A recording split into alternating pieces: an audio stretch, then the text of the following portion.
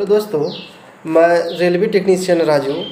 आज एक दोस्त का कमेंट आया कि यार रेलवे में अगर हमको सिलेक्शन लेना है किसी भी पोस्ट में तो किस तरह से पढ़ा जाए, कि कौन कौन से सब्जेक्ट को किस तरह से पढ़े। इन सारी बातों में एक कमेंट था, तो हम सोचे क्यों ना अपने दोस्त के लिए एक वीडियो सेपरेट बनाया जाए ताकि वो भी समझ पाए और अपने दोस्त को भी बता पाए कि किस तरह से कम समय में, कम से कम उम्र में जो है रेलवे में सिलेक्शन ले, ताकि कम से कम समय में अगर आप लेते हैं तो अच्छे से अच्छे पोस्ट में आप जल्द ही पहुंच जाइएगा। तो इसलिए हम आपको बताना चाह रहे हैं कि रेलवे में अगर आना है तो मुख्य रूप से 3 सब्जेक्ट जो है, वैसे तो सब्जेक्ट बहुत सारे हैं, चाहे math, reasoning, science, GK GS और उसके अलावा जो करंट है, ये 5 मुख्य रूप से सब्जेक्ट इसमें है। तो उन सारे सब्जेक्ट्स में से जो मेजर जो सब्जेक्ट है वो मैथ, रीजनिंग और साइंस के हैं।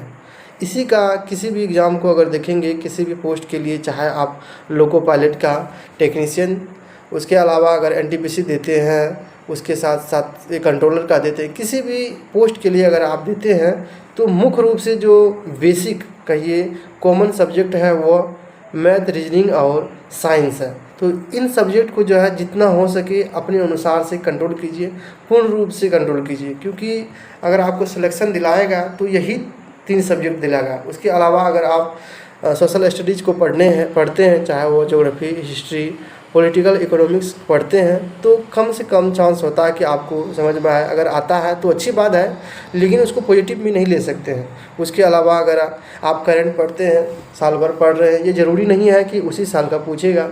हो सकता है कि पिछले साल का पूछे, हो सकता है 10 दिन नज़दीक का पूछ दे। तो इसीलिए इसमें हम लोग भरोसा नहीं करते हैं। तो भरोसा अगर आपको 100% जो है सिलेक्शन लेनी है तो 100% ये सोच के चलिए कि आपको मैथ, रीजनिंग, साइंस जो है पूर्ण रूप से कंट्रोल करना होगा, तब ही आप जो है आप जो किसी भी पोस्ट में आप सिलेक्शन ले सकते हैं।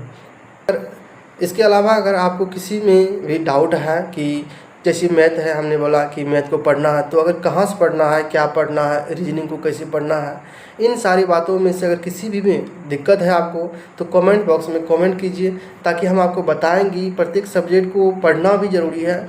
चाहे मैथ है, मैथ में भी ढेर सारे टॉपिक्स है, 40 से 44 चैप्टर मैथ का है, उसमें से करीब 15 से 20 चैप्टर से ही मुख्य रूप से क्वेश्चन पूछे जाते हैं। तो कौन कौन से चैप्टर हैं, उसको किस तरह से पढ़ना है, ढेर सारी बातें हैं। मन में भी बहुत सारे बात है कि और सारी बातें भी बताएं, लेकिन आप लोगों के मन में जो भी है तो आप कमेंट बॉक्स में कमेंट कीजिए कि इसको किस तरह से पढ़ना होगा, इसमें इस टाइप पोस्ट में किस तरह से जाना होगा।